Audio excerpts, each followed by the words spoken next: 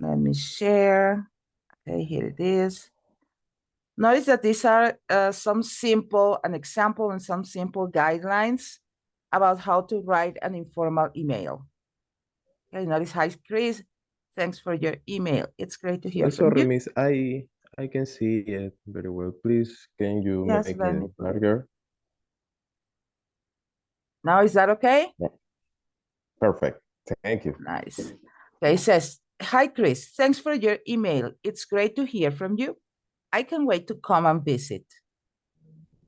1, use formulaic expression to start and finish your emails. What they call formulaic expressions, common expressions.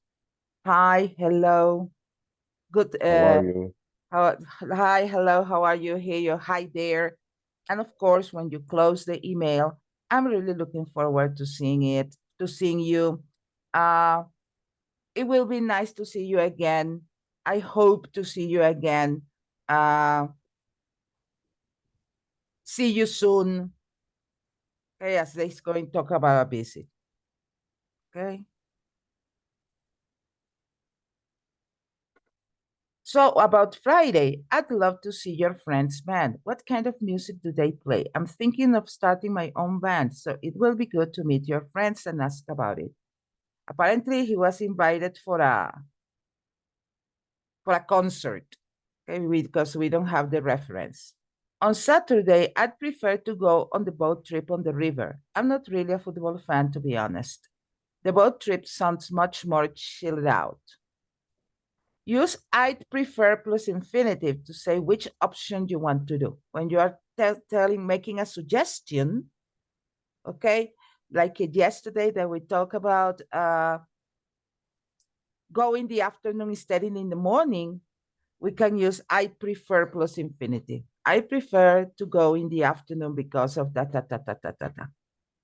okay? So this is the expression that you rather use when you are going to give your opinion. Okay, I'd prefer. Use informal words and expression like chill out. They sound so much more exciting, much more chill out, much more fine, okay? Much more enjoyable. So you are learning Italian? I'm impressed. Why don't you try and find an Italian to practice speaking with? If you find someone who's learning English, you could do a language exchange. It's the best way to learn. You should try to read some books in Italian as well. Respond to your friend's email in a friendly, chatty style, like if you were speaking, because it is an informal email. Okay, so it's something that you can. An informal email is that you have a conversation in written in English. So why don't you try use a variety of structure for giving advice? Why don't you have you thought? Do you think it would be good to try to find an Italian to practice? I think you should. I think you would. Okay. So you don't, it's not just try to find, I think you have to try to find, but use other expressions that can be more friendly and less mandatory to give your advice. You should try. Why don't you try? Etc. Somebody else said, right. You asked Okay. about my skateboard. I'm sorry, but I can bring it with me to Scotland. I've got lots of stuff and it's too big to fit in my suitcase. Don't forget to respond to all the points in your friend's email. Okay, if your friend says, hey, listen, why don't you do this? Why don't you do that? Okay, and lots of stuff. Instead of a lot of things, a lot of stuff, using formal words and expressions. I'm really looking forward to seeing you. Formulaic expression to finish your email. Best wishes, Sarah. Okay, so notice that an informal email is like having a conversation in written. In an informal email, we can use contractions like don't, can't, I'd, because it is like having a conversation. It is permitted because it is an informal email. Okay. Nevertheless, this same information was added to the classroom. You're gonna find it in the classroom. How to write an informal email. Let me find how to write an article or writing an article because I have it here. Do you have any question? Here it is, writing an article. An article is usually a comment about a situation, a comment about it's like a written description of something or someone in case of a person. This is an example of writing an article about a book. An article is not like a redaction. No, Or no. no? Notice, in this case, it is an article about a definite topic. Notice that here down says article, a definite topic from a whole issue. I have a whole issue. I take one topic from the issue and I develop this. And a review is the whole of an issue. That is the other kind of writing that you can be asked at the final test. Okay. So people say, and what about an essay? An essay presents information. And depending on the kind of essay, it can be argumentative or just a presentation. Okay. So in this case, it was for people in the B2. We decided to write an article about the Da Vinci Code by Dan Brown. And the topic the student chose was the main character. For the Da Vinci Code by Dan Brown, I can write an article about the author. I can write an article about the Holy Grail. That is the thing they are looking for. I can write an article about the position of the church. I can write an article about Leonardo da Vinci. Okay. All based on the information contained in the book. Okay, because if I decide to write an article about Leonardo da Vinci, I can also research in the internet and get information different from the ones that presented the book. But in the case of using the Da Vinci Code as basis for an article, okay, I need to restrict my article on the information presented in the book. Okay? So the group decided that they were going to write an article about Dr. Robert Langdon. Okay? And the plot of the story is the search of the Holy Grail. Okay? They were looking for the Holy Grail. So the first paragraph in an article is a description of the character and the role in the story. So the first paragraph is a description of the item you are going to write about. Okay. The second paragraph, why that topic you selected is interesting or relevant for the story. In this case, for the book, or relevant for the action they're describing. And finally, a conclusion. If you say, Miss, and if I want to talk about not Robert Langdon, but the role of the church in the Da Vinci Code. So in the third paragraph, you describe the Catholic Church and its role in the story in this case, because it's about a book. Okay, the Catholic Church has, I don't know how many thousands, millions of believers.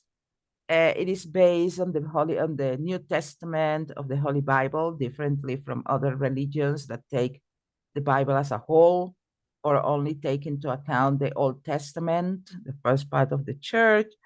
And in the book, its role is very important because the institution or the organization tries to prevent the Holy Grail to be found or the theory of the children of Jesus away from the public eye.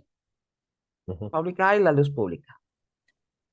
Why the character is interesting and relevant for the story, in this case for the book. The Catholic Church tries to prevent the truth about the marriage of supposed marriage of Jesus and Mary Magdalene.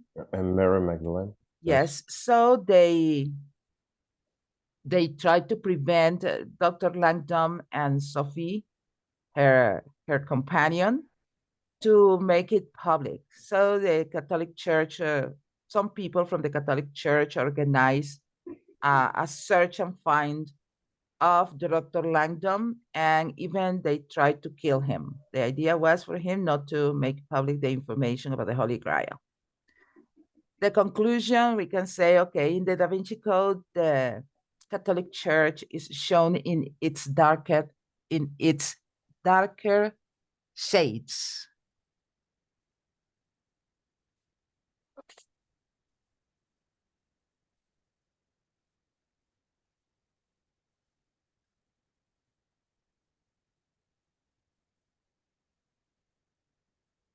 This is an expression in English that means describir algo de la peor manera posible. The Catholic Church is described in its darkest shades, sus formas más oscuras, sus formas más terribles. Okay? So in the Da Vinci Code, the Catholic Church, members of the Catholic Church, not the organization itself, is described in its darkest shades, showing a bishop who is corrupted and thinks that the world is not ready to know the truth, a fanatic monk who thinks that the order he gets came from God and he has to obey without any kind of criticism or self-care, an archaic, how can I say that?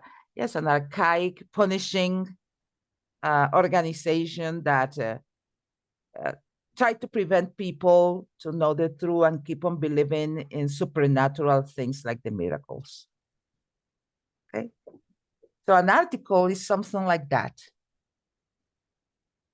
In this case, notice, first paragraph, description of the character and its role in the story.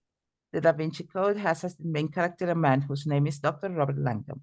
He's a middle-aged man who works as a writer, scholar, and lecturer on various subjects related to his profession. Okay? A writer, scholar means a person who works at a university. Okay? Usually it's described for, instead of teachers or professors, they can be called scholars. And a lecturer, conferencista, on various subjects related to his profession. He usually goes to different countries to talk about ancient cultures and the way they wrote their texts. Additionally, he gives lectures on code breaking. Okay, it's a brief description about Dr. Langdon. Why the character is interesting or relevant for the story, for the Da Vinci Code. Dr. Langdon finds some clues about the case of a man who was killed at the Louvre Museum. He gets help from the man's niece, Sophie, who is a detective for the local police department. Langdon finds out some clues that determine the man wasn't killed, but he killed himself to leave information, find the real Holy Grail. Langdon used the data on the dead body and the painting in the museum to follow the path for finding the Grail. The Da Vinci Code and its main character get the attention of readers because they, step by step, discover what really happened to the dead man and how the true Holy Grail can be found. Okay, this is a very short article, but it has what is important. If you say, okay, let's write an article about the electricity cut out in Ecuador, and I said, yesterday I was talking to my friends in Venezuela and they say, no, they want you to feel at home. Ecuador wants Venezuelan to feel at home because in Venezuela there isn't electricity every single day. Why? You know, we have in Venezuela one of the largest facilities for producing electricity, that is the Guri Dam. In the good times in Venezuela, Venezuela sold electricity to Brazil, to Colombia, to Panama, because the production of electricity was, well, enough for for the country and enough to sell, to be sold to other countries. But in the 20-some years that we have had the socialist government, one of the most important things for that kind of facility, electricity producing facility, and in this case is hydroelectrical facilities, is maintenance. Because the water comes from a river, and rivers bring stones, sand, etc. So dragging or taking out the sand periodically is important. Okay, otherwise, all the sand, the debris, los restos, the dead trees, dead bodies, whatever, this is where the water falls to create electricity. But in this side, if they do not drag, that's sand and stones and everything, it goes up, up, up, and impair the passage of water, reduces the caudal of water, reduce el caudal de agua que baja para generar electricidad. And in the last 25 years, maintenance has been practically zero. And these have to be removed periodically. Otherwise, it settles, se asienta y se consolida. It settles and consolidates. And there is a point in which it's practically impossible to move that sand, ground sand, that amount of material. So even there is water, even the turbines, the water electric generation turbines can move. If they do not remove this, the amount of water reduces, and subsequently, the amount of electricity produced. So in the last 25 years, and it has been said thousands, millions of times by experts, international and international experts have said that they must have prevented that to happen. But the money for that was stolen. On the other hand, the electric dam also needs maintenance, preventive measurements. But instead it is like a geographical fail. The structure of a water power generation facility is like this. Okay.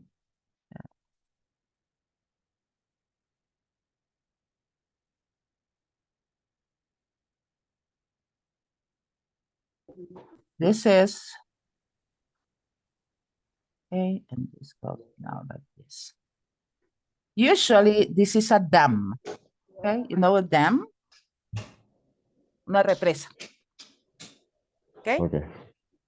Where the water is held, and usually here, this is a river. Sorry, miss, you notice you can see me? Yeah, you have powerful. In this time I took my inner internet because we have Oh Lord, you have the power cut. Okay. Yes. So this is the dam. This is the dam. This is filled with water. Okay, that comes from rivers. So this is full of water. The way an electricity production facility works is that they have the water, and inside this, there are some like small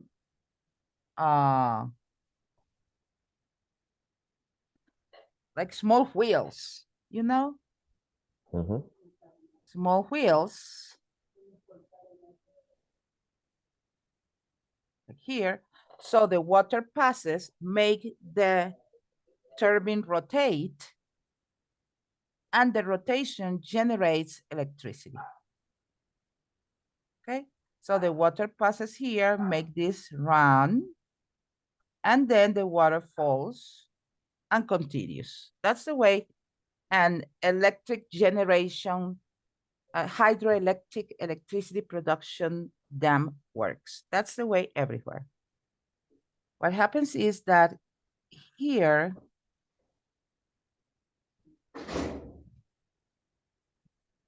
as the river moves like this, the water moves in this direction. It brings sand, debris of trees, etc. As this distance reduces, as this distance between the ground and the turbine reduces, the amount of water that can pass is less and less and less. And the less water that passes, the less electricity is produced. Okay? So the idea is that they have large machines. Okay. And they have like a ponton, una gabarra, and it has some like hooks under, and it moves over here and over here to remove all those debris and sand and rocks from this area so the water can keep on passing. In Venezuela, the money for this, for doing this, was stolen. And of course, these pontons with the machines were damaged. They have more than 20 years old. They will never change. That's the reason why electricity that is produced is less than needed in Venezuela. And of course, the government keeps on selling electricity to Colombia and Brazil, and even to Uruguay, as far as Uruguay.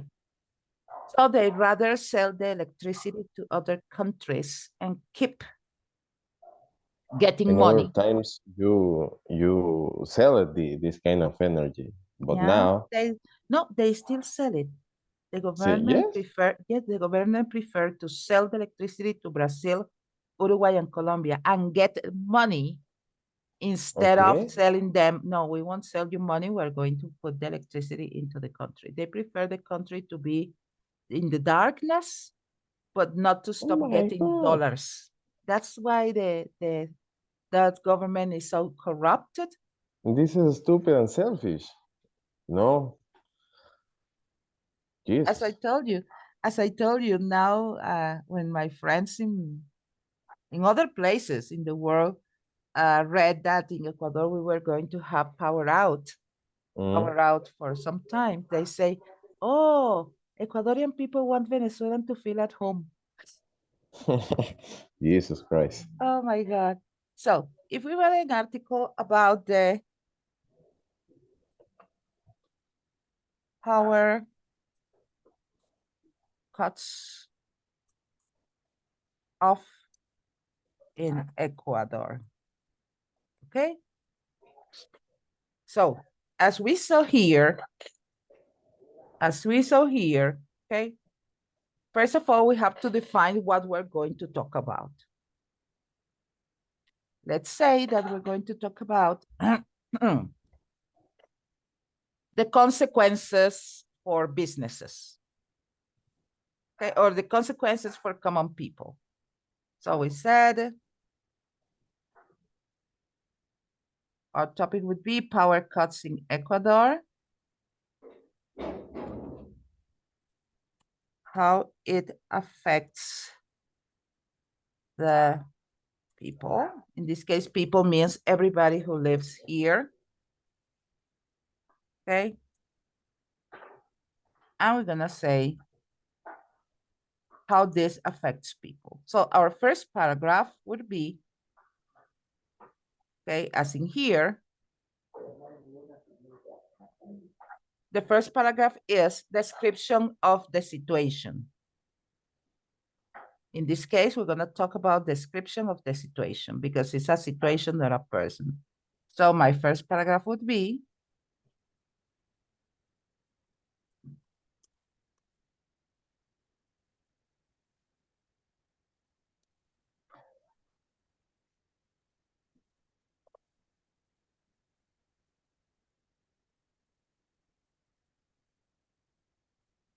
the description of the situation. Okay, Eduardo, what can we say about the situation? The description of the situation, first, we say what happens. What is the event? And the event itself is all the activities. Wait, first of all, the First of all, situation is power cuts in Ecuador. okay. So in Ecuador, from in Ecuador, there is going to be a reduction, a suspension of the electricity service, electricity supply.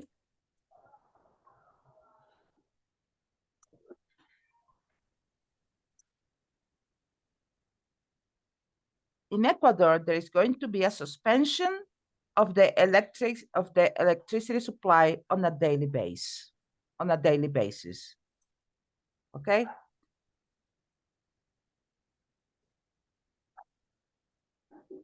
This suspension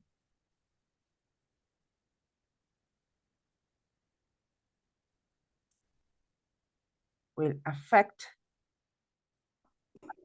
all the regions in the country, all the regions in the country at different times every day, comma. Okay. The power cuts off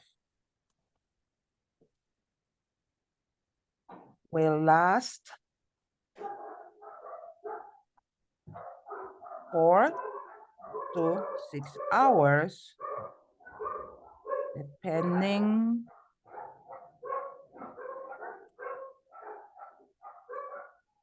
on the Location. spirit. Yes. So notice, are we saying it is good or bad to have a power cut? No. Does it say that it will affect me personally and that I'm going to have problems to do my job, etc.? No. In the first paragraph, we just described the situation in the most objective and clear way possible. Because an article shouldn't have your opinion anywhere. Okay? An article is, let's say, is the most objective piece of writing because you just present a situation, okay, and says what it is. So in this case, as we did with the character of the book, notice the description of the character and its role in the story. So here I describe him physically, his profession, and what he does. Here, as it is about a situation, I just describe the situation. Okay? No giving, I consider that bad, or it is not correct, etc. I can also add why. Okay. What I can say about that? The authorities say, and notice, differently from other pieces of writing, articles are written also in simple present or future. Okay. Simple present. An email is simple present or future, but a story is past tense always. Okay. In an email. In an email, you use present and future mostly. In a story, you always use past tense, simple past, past progressive, past perfect. And in an article, you use present tense and sometimes future. There is going to be, this suspension will affect, the power cuts will last. So the authorities say, what did the authorities say?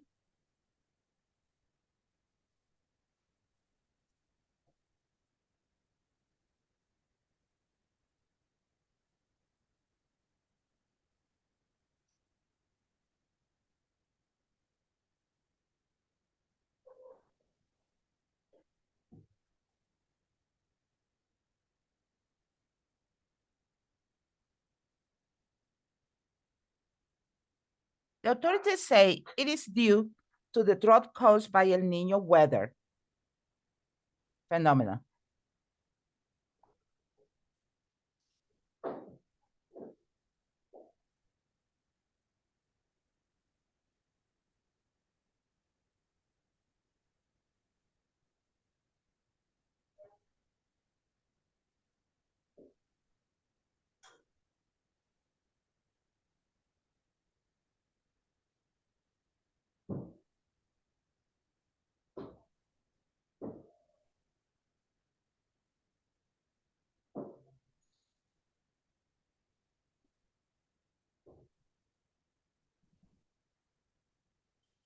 And here we end the description of the situation. You say, okay, why we're going to have power cuts off?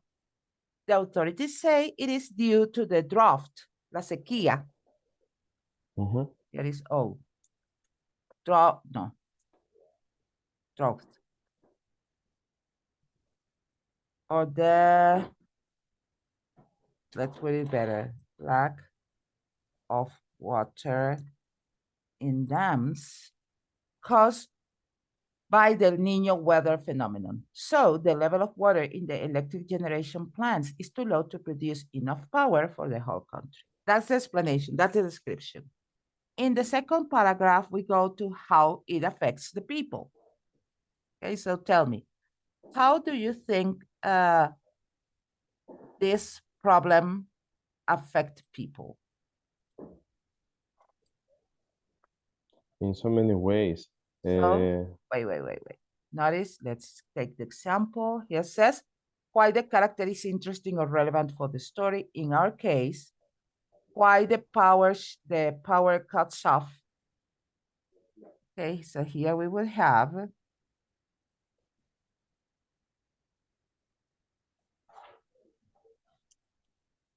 how the situation, wait, because you cannot see what I'm doing.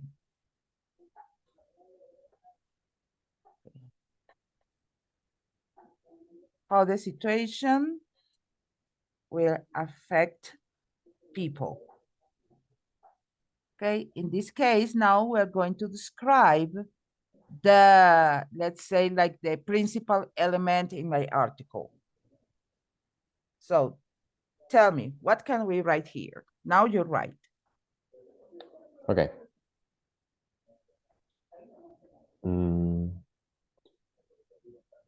The activities of the most of the activities, most of the commercial activities start, what I say, afectadas. Okay, let me think. By the lack of Most of the power. commercial activities will be affected by the lack of power. So why they are going to be affected? The people don't go to the. No. First of all, Okay. that's a consequence. Okay. If the commercial activities are affected by the lack of power, how it was affected? ¿Cómo son afectados? What happens if they don't have electricity? They don't have people to consume their products. No, because people can go. There is no electricity, but people can go. If it is daylight and the cuts off are going to be in daylight, people can go and buy things and pay cash. Right. Okay. Why commercial activity will be affected? Maybe I'm pretty sure as the delinquency start, and pass by to see what happened because there's no. First of all, most of the commercial activity will be affected by the lack of power, and people cannot pay by electronic means, but pay by cards, but only cash. And it might become dangerous because of the delinquency. Okay, the first thing you said. I see. As people cannot pay by cards with only cash, and it might become dangerous because of the delinquency. So people receive cash, cash, cash, and the crooks say, ah, look, only cash. They go and burglar there. What happening with food?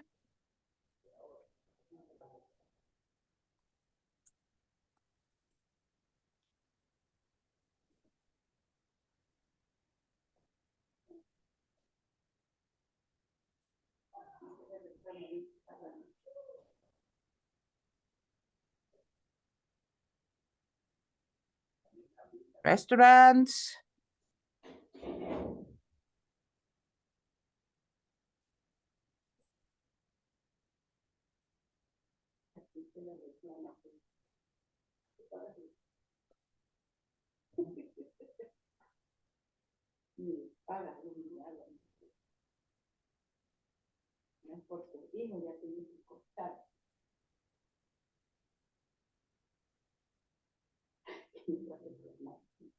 Restaurants would be affected too, as some food needs refrigeration to be kept. Yes. I don't have to say to be kept in good conditions because the verb to be kept means mantener en condiciones. Or I guess to be kept fresh. Okay. Besides, comma, además, who else can be affected? And the people can be affected. Let's talk about home.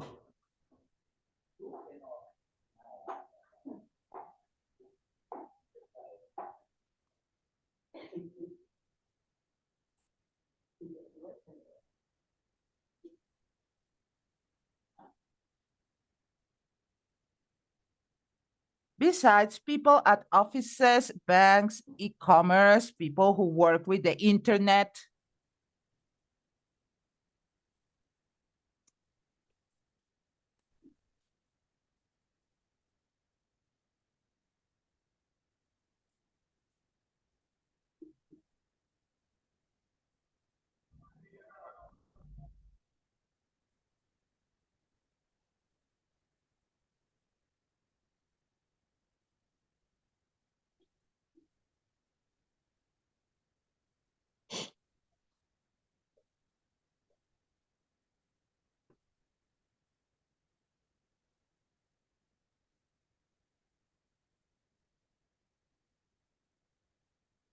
So notice, we talk about commercial activities and then we talk about people in general.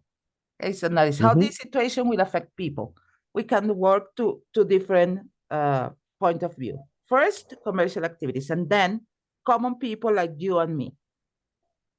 Okay, most of the commercial activities will be affected by the lack of power, as people cannot pay by card but only cash, and it might become dangerous because of the delinquency. Period. Restaurants, second, people who would be affected will be affected too, as some food needs refrigeration to be kept fresh. Besides, además, people at offices, banks, e-commerce would not be able to do their tasks properly because power is needed for computers and internet to function. People at offices who need to write emails, who need to make phone calls, etc. Banks, they need internet, etc. E-commerce, if you work on the internet, you cannot work if there is no power. Okay? And notice that says properly. Why? Because you can say, okay, but you can use your cell phone. You can use your cell phone or your mobile phone and your data to do all these things. But is it practical? Is it really practical to do all those things through your phone in a bank? No. No. Maybe if you have e-commerce, you can maybe make your trade or get phone calls through your mobile, but it would consume lots of power from your battery, and data is not as fast as working in a computer. On the other hand, if your internet supplier is in an area where there is no electricity, you won't have data in your cell phone. That is Okay. something that some people, ay, no importa, pero si se va la luz no importa porque yo tengo datos en el teléfono. Ajá. But what if the area where the antenna that sends you the data has no power? There's Because no internet too. I might have power here in my house, but if the area where my internet provider is, there is no electricity, I won't have internet. That is something that people haven't realized yet. And finally, as we did here, notice that it is a conclusion. What would be your conclusion about this situation? Let's write here, down here, a conclusion.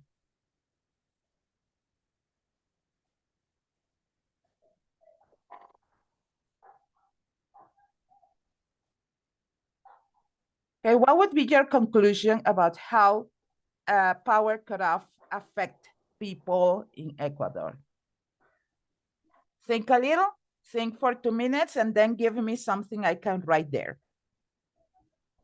Think. Organize your ideas. A ver.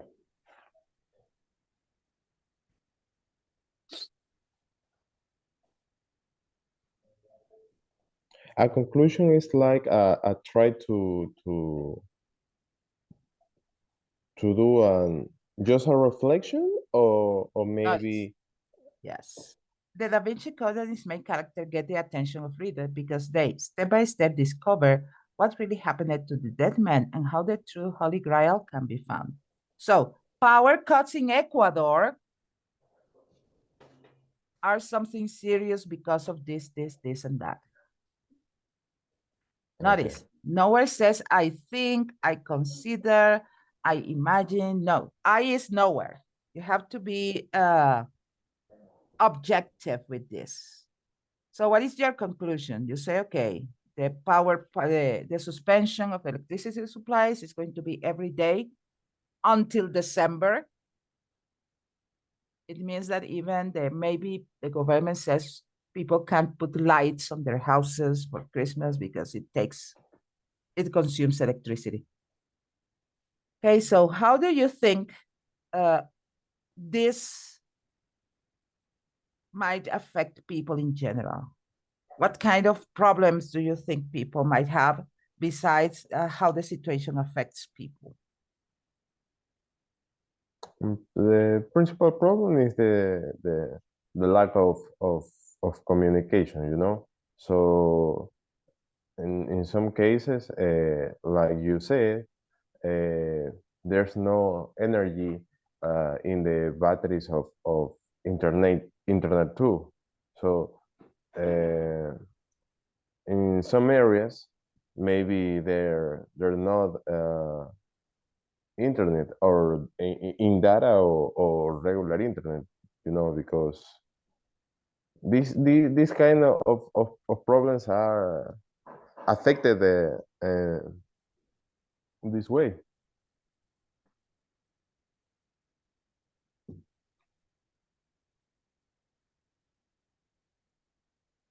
Lack of power will bring serious consequences for the everyday living of everyone in the country. So I'm summarizing everything. Okay? So what's your conclusion? That no electricity is serious, it causes serious consequences for everyday life, for the people, how the people work, how the people live, either at educational institutes or the commercial areas.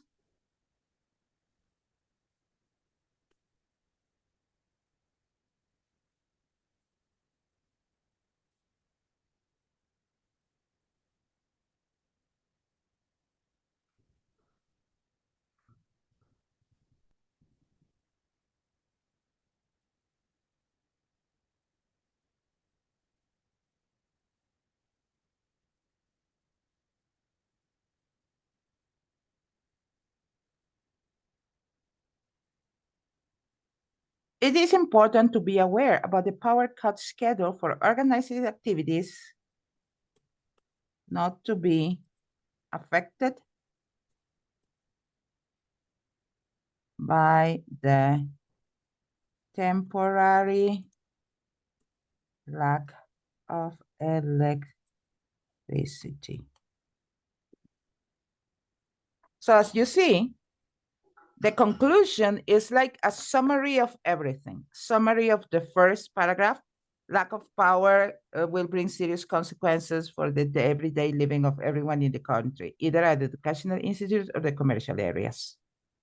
Okay, so I'm saying Okay. there is going to be a lack of power. There will be a lack of power. It is definitely happening. Okay, it will affect everybody, not only common people, but also businesses, schools, universities, etc. So what should people do? Be aware, estar consciente, estar pendiente about the power cut schedule for organizing activities not to be affected by the temporary lack of electricity. Okay, so as you see, this is a short article on power cuts in Ecuador. It is something short, it is concrete, and you can write it in 15 minutes, 20 minutes, because the test is going to give you 40 minutes for this. Just 40 minutes. 40 minutes. Okay. Okay, it took us like about 20 minutes to do it. Okay. For you to give me the ideas and for me to organize the ideas. What's important about doing this? What is important about how to do this? That if you give in your mind what your article is going to be about and you start organizing your ideas in this way, first, describe the situation. Second, how the situation will affect people or affect things or affect, and then a conclusion, and you're clear about it, it becomes easy because you know the steps. The most important are the steps. Okay? Because if I tell you, okay, Eduardo, write an article on the benefits for having the benefit that pets bring to people who suffer from anxiety. Ajá, ¿y cómo comienzo? ¿Y qué hago? But if you know, description of the situation, pets and people with anxiety. Okay, people who has anxiety, it is good for people who have anxiety to have a pet. Okay, and describe what pets are. Okay, so I start. That's the core idea. People who have anxiety, it's good for people with anxiety to have a pet. That is your first sentence. And from that sentence, you expand it. Okay, if you say, the details and all. yes, you give the details. Give me a second. Let me take a screen capture of this so I can put it in the classroom. Perfect, miss. For you and everybody else to have it. So as a reference, as an additional information. Okay, now I have it. Let me close here because then I can erase everything. So if the idea is pets would be beneficial for people suffering from anxiety.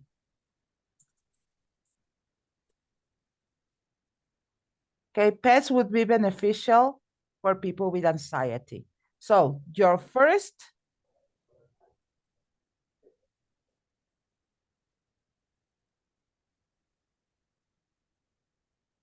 so the first one is describe.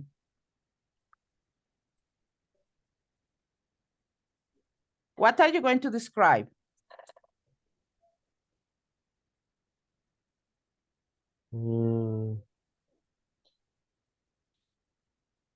What is the description? Pets would be beneficial for people suffering from anxiety.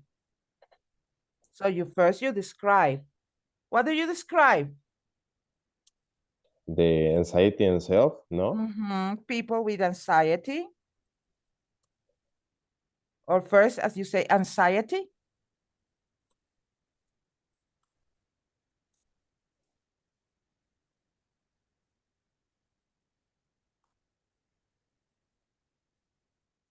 You describe anxiety, people who have it, and pets. What is a pet? You say, okay, a pet can be a dog, a cat, a hamster, a parrot, a parakeet. Then in the second one, again, we refer to the one we have. Why interesting or relevant? Okay, so here it would be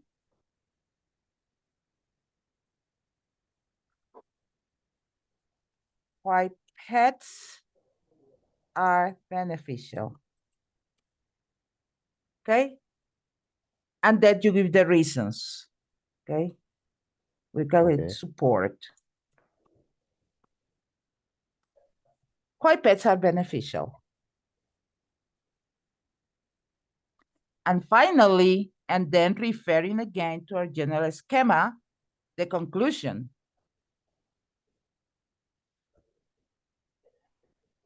Okay, why pets are beneficial, how pets.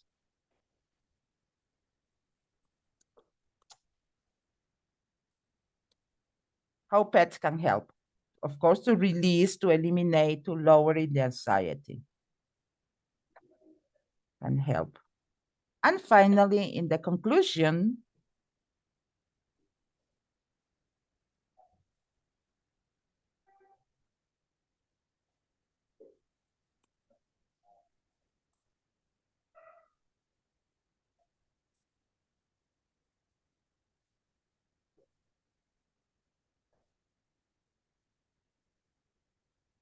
summarize all information. Okay. Is that you take, okay, in conclusion, people who suffer, researchers, doctors, psychologists, psychiatrists, professionals in mental health have said that having a pet could be better than medication or other ways to deal with anxiety because pets are companions. They do not judge. They do not criticize. They do not express negative feelings toward the people with anxiety when they feel anxious, for example. So if you're going to write an article based on this topic, you know that first you describe, then you support, and finally you conclude. In the Cambridge test, they give you the title of the article. The best movie you have ever seen, just the title. Okay. So as I tell you again, if you have the schema for an article, first describe, then support, and finally conclude, and a conclusion is a summary of all the information, it is easy to do. But if you don't know the steps, it can become almost impossible. Okay. So give me a second. Let me save this.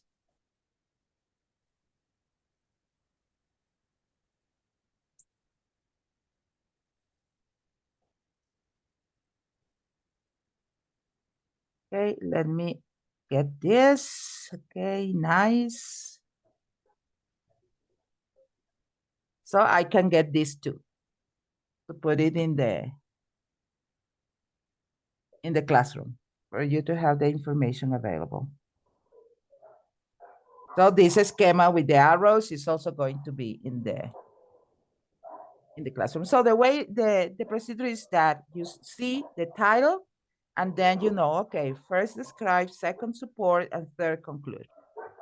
It's easy to remember. The thing is to have enough vocabulary to convey all the ideas.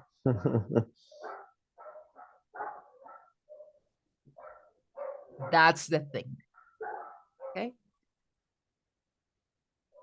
And that's why in B1 we have so many readings, so many words that you have phrasal verbs, collocations, all those words, report speech, this, that. Okay. Because it is important for students to acquire more vocabulary than grammar. that haven't you noticed that in B1, grammar exists, but it's not as extensive as in A1 and A2? Because you're supposed to have the necessary grammar to express yourself properly. Okay, so it is time. Let me cut this now.